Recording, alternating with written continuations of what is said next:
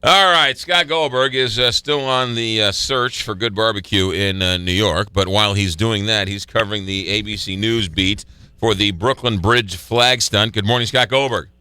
Good morning, McGraw. Yeah, no progress to report, unfortunately, on the barbecue front, but the weekend lies ahead. So All right, maybe next week. There you go. But you do have info on this Brooklyn Bridge controversy. So start from the beginning. What's going on here?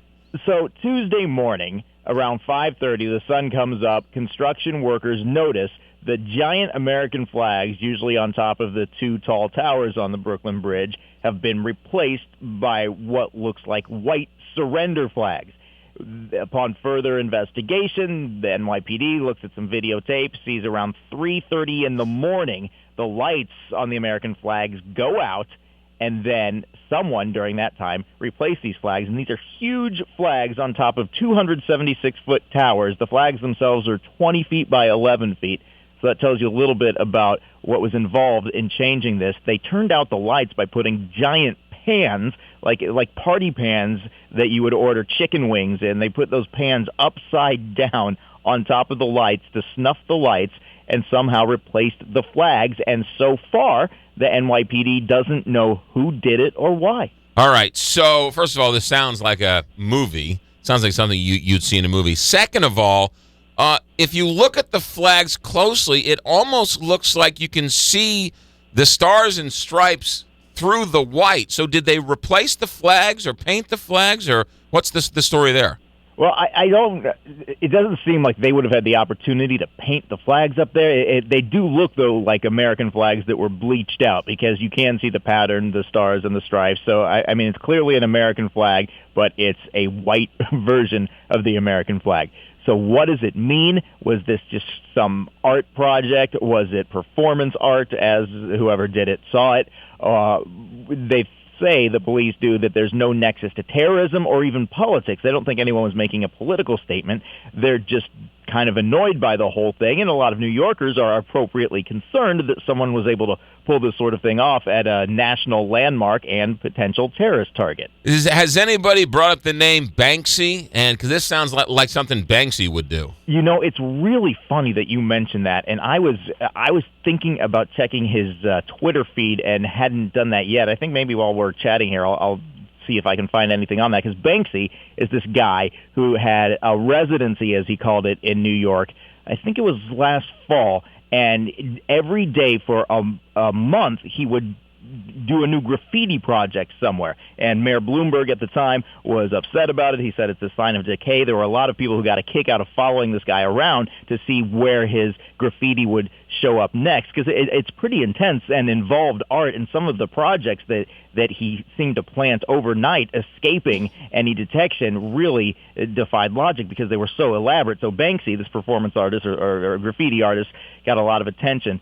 I'm looking right now. While you're looking, Scott. You know, yeah, go ahead, Kelly. Two things. It is dangerous to try to change those flags or bleach them or whatever on top of the bridge. And they were reporting that the cameras on the bridge aren't even in that great a shape. Is that right? And they say they're going to update that part of what's happening now. Whoever did this got past the police officers who are parked on the bridge 24 hours, and then walked up these cables that are about a foot in diameter. And they do have handrails, but they had to bypass a couple of gates on the way up to the top of these 276 feet towers. So it was quite an accomplishment.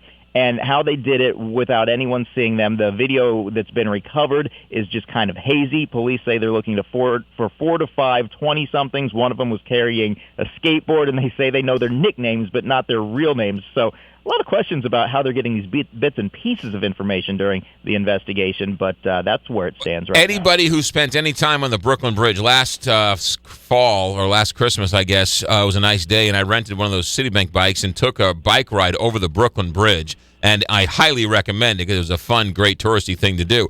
But just riding a bike underneath those towers, you think, I would never get up on those towers. So to think that you do it in the middle of the night under darkness is another story. But this has all the earmarks of a Banksy prank because, as you mentioned, he's a performance artist, graffiti artist. He's well known for police officers watching a building, and then the next day waking up, and all of a sudden he's got his Banksy graffiti all over the place.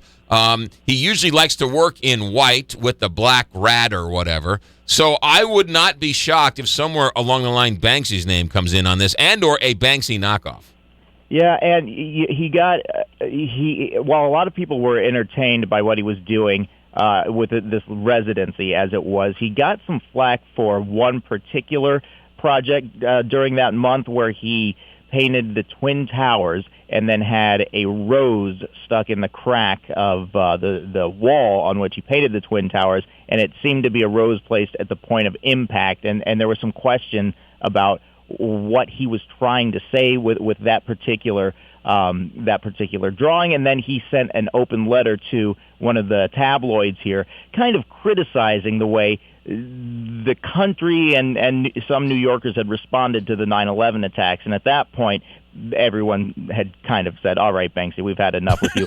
So if he were able to pull this off at a location that, like I said, is considered a potential terrorist target, then Banksy is going to be persona non grata, certainly with the NYPD and perhaps with most New Yorkers living here. But the only thing we know now is that the police officers know some of the nicknames of some of the guys, but they don't have any pictures, any physical descriptions of these guys other than a skateboard and a couple of nicknames? Yeah, that's it. And as far as we've heard, Banksy is not one of the nicknames. Right. So as fun as it is to speculate about that, we don't have any evidence of his involvement. So, yeah, that is what they know. Nicknames, I don't know how you get nicknames and not real names. That's what I was thinking. You get the detail with the skateboard. I suppose you could make that out in bad video, in grainy video. But that's where we stand right now. And are the flags, have they switched back to American flags? Yeah, that didn't take long. Okay. That happened the next day. Scott Goldberg, ladies and gentlemen, while you're looking for good barbecue, find out more about this story, and we'll check back with you later. All right, guys. Have a good weekend. Scott Goldberg here, ABC News correspondent, originally from Kansas City.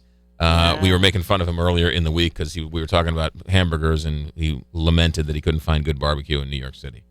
That's why you should move to St. Louis. There's plenty good barbecue around here. Plenty good barbecue. Plenty good burgers. 6. You all right over there? I know. Did you pull a muscle? 6:20.